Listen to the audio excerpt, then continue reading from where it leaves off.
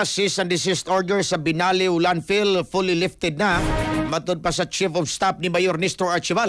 Reports Cristel Joy Filerca. Live report.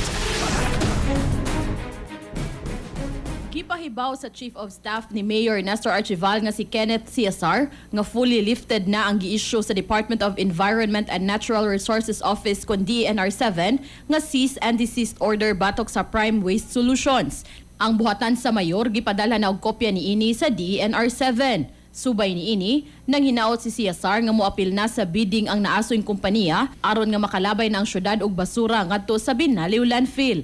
Mahinumduman nga usa kini sa kondisyon sa Prime Waste Solutions nga motugot lang sila nga modawat og basura sa syudad kung malibkas na gyud sa hingpit ang CDO. Hinungdan nga wa sila ni apil sa bidding sulod sa tulo ka higayon matod pa sa Chief of Staff. Gani laki pa nga nitabang si Mayor Nestor Archival sa paghangyo sa DENR7 nga malibkas na ang CDO. But now, considering nga mihatag na og official statement ang DENR nga full na ang lifting sa CDO, so manghinaot ta sa hingtungdan nga company nga again inagbidding na to, mo-appeal na sila tungod kay I think walay rason nga dili nila allow ang atong dagbayan nga malabig basura nga to tungod kay ang ilang gusto nga full lifting na naman ikan sa DENR. Sa pagkakaroon, wa pa'y schedule kung kanusa ang sunod nga bidding apan panghinaot ni Ciazar nga sa di pa matapos ang tuig, makabalik na sa paglabay og basura ang syudad ngadto sa Binaliw landfill.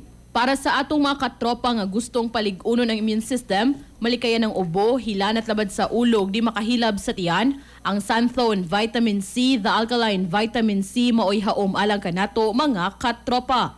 Alang sa nagkaiusang Pilipino para sa Pilipinas, kininyong katropa Cristel Joy Filerca, XFM News. XFM Report.